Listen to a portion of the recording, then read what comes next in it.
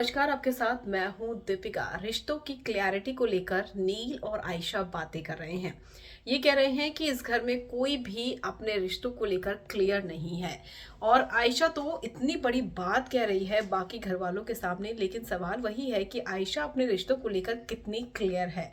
चलिए आपको बताते हैं कि नील और आयशा के बीच में क्या बातें चल रही है। वेल, अगर आपने सब्सक्राइब नहीं किया है तो जल्दी से कर लीजिए ताकि सारी की सारी लेटेस्ट खबरें आप तक पहुंचे जल्द से जल्द। नील और आयशा गार्डन एरिया में बैठे हैं जहां पर रिश्तों को लेकर वो बातें कर रहे हैं। नील कहते हैं कि मैं अपने रिश्तों को लेकर बहुत क्लियर हूं, तो आयशा कहती है कि हाँ, आप तो क्लियर हैं भाई।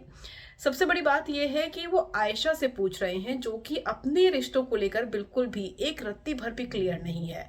जब वो शो के अंदर आई थी तो मुनव्वर को कोस कोस कर आई थी, पानी पी पी कर उन्हें कोसा था, लेकिन जब वो शो के अंदर गई तब वो मुनव्वर के साथ हो गई और मुनव्वर उन्हें इनडायरेक्टली प्रपोज भी कर रहे हैं। तो आखिर माजरा क्या है? कौन नहीं है अपने रिश्तों को लेकर क्लियर? ये साफ दिखता है।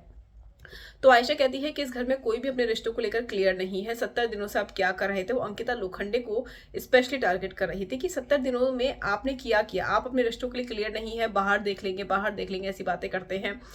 वो कहते हैं कि इस घर में सिर्फ दो ही लोग क्लियर हैं, एक आप रिश्तों को लेकर क्लियर है, दूसरा रिंकू जी अपने रिश्तों को लेकर बहुत क्लियर है। बाकी लोगों को मुझे समझ में नहीं आता है, आज झगड़ा हो रहा है, कल दोस्ती हो जाती है। तो आयशा, आपने भी तो यही किया था।